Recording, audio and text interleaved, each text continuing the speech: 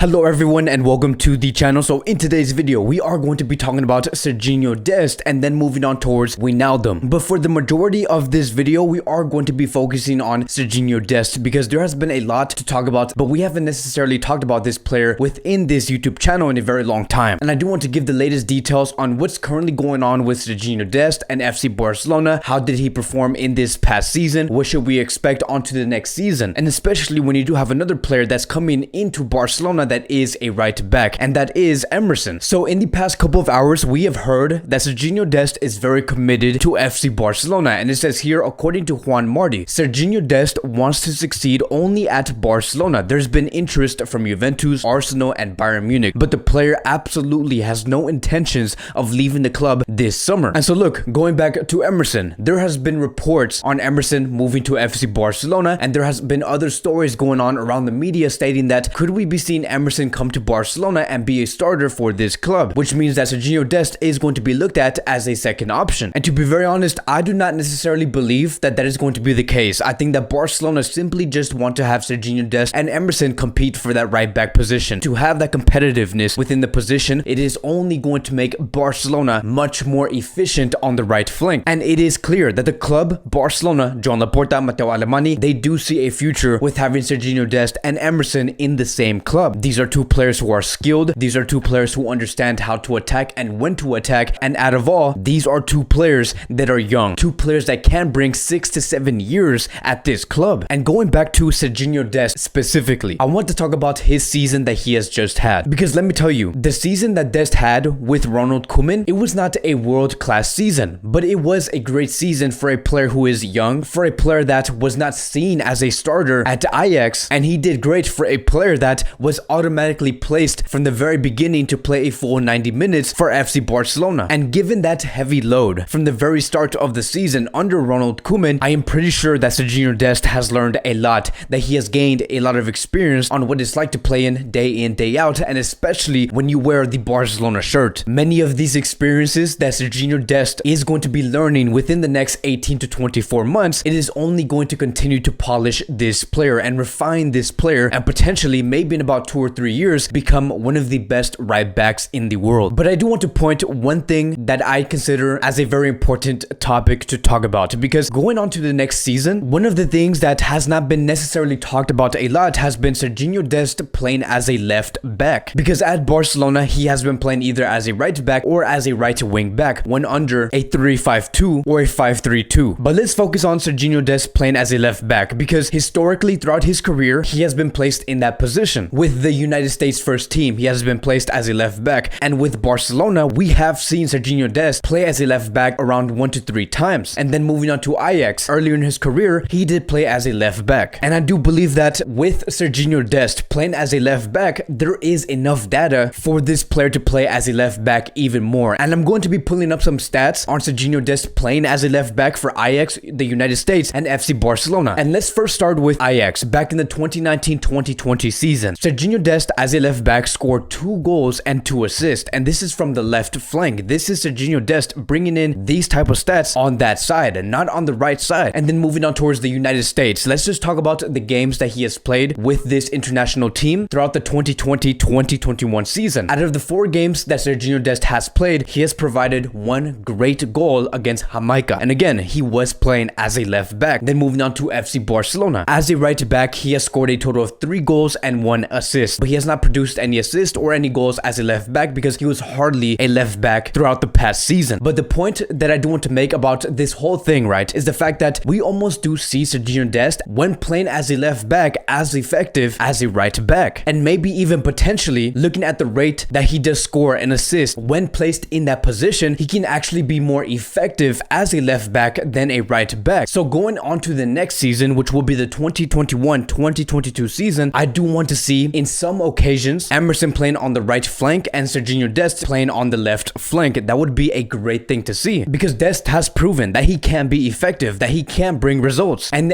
this is only going to give Barcelona more options moving forward. Now of course we're not going to be seeing Emerson and Dest go up at the same time. There has to be a balance. So maybe at one point throughout the game we could see Sergino Dest move up and then have Emerson stay back, and then go on with the reverse, see Emerson move up and then Sergino Dest stay back. Very similar to what we did see between Abidal and Dani Alves. So hopefully, right, going on to the next season, we could possibly see 80% of the time see Dest and Emerson compete for the right back position, and around 20% of the time we could see Sergino Dest as a left back, Emerson as a right back, and if Emerson doesn't counter an injury or maybe he is being overplayed, we could place Mingueza on the right side. Now I do want to move on towards Wijnaldum, because we do have some slight details regarding Wijnaldum's transfer potentially to FC Barcelona, and it says here, according to Fabrizio Romano, if everything does go as planned, Barcelona will send their medical staff to the Dutch national team pre-Euro camp in order to complete Wijnaldum's medicals. He's expected to sign his contract until 2024 as a new Barcelona player in the next upcoming days. Now I really want you guys to pay attention to the type of statement this journalist has placed out, and a few things to keep in mind. As of now, we are in that phase where Wijnaldum has almost agreed to the terms that Barcelona do want to give to this player in terms of the wages, the length of the contract that is almost being 100% complete. The other thing that I do want to point out is this: there has been other sources and stories claiming that the coach of Holland does not want to allow Wijnaldum to complete his medical test with FC Barcelona until after the Euros is over, only because he wants Wijnaldum to focus with the Dutch national team, which is why I do assume that Fabrizio Romano has stated that if everything does go as planned, then Barcelona will send their medical staff to the Dutch national team squad. So what we don't know at the moment is if Wijnaldum is going to complete the medical test before the Euros or after the Euros, but in the end, everything does indicate that this player is going to be a Barcelona player. We have heard stories about Bayern Munich approaching Wijnaldum to sign this player. The agent of Wijnaldum did say that we would be more than happy to do business with Bayern Munich, but only to find out in the end that Barcelona has approached Wijnaldum, and Wijnaldum with no hesitation wanted to join this club. I do not necessarily know if this is a Ronald Koeman or Barcelona signing, but one of the most important things that this player is going to have to understand, right,